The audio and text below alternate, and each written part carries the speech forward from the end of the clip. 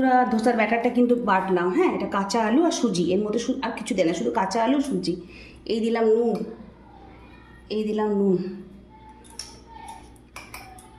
এই নুন দিলাম। এরপর দেবো আমি একটা জিনিস, একটুখানি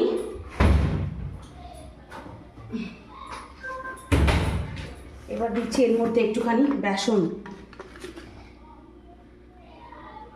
এটা প্রথম তো বন্ধুরা রেসিপিটা, এর আগে আমি সাউথ ইন্ডিয়ান ডিশ অনেক রকম বানিয়েছি, কিন্তু যেহেতু রেসিপিটা আমার ইউটিউব থেকে দেখা, তা একটু ভয় ভয় লাগছে যে ঠিকঠাক উঠবে কি না।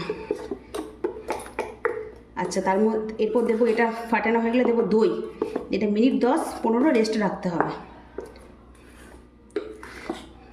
টক দই না? হ্যাঁ, টক দই দেবো। আর দেওয়ার আগে, ধোসাটা তাওয়াতে দেওয়ার আগে একটু ইয়ে দিতে হবে, খাবার সোডা, সেটা দেওয়ার সঙ্গে সঙ্গে বানাতে হবে কিন্তু। একটু টক দই দেবো। আর এই যে চাটনিটা করবো আজ প্রথম এই ধোসাটা বানাচ্ছি বলে ভয়, আমি কোনো মশলার পুরপুর করি না বন্ধুরা, যে নতুনভাবে করছি, যদি ঠিকঠাক করে না ওঠে।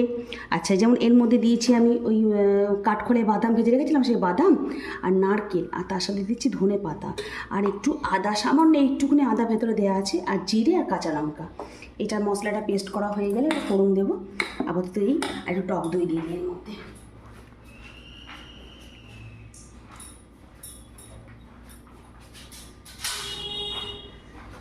বাচ্চারা খাবে বন্ধুরা, সব ধরনের বানাতে ইচ্ছা করে।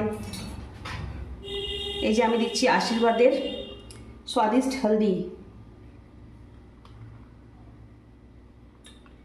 দহি, হলদি না সরি, দহি।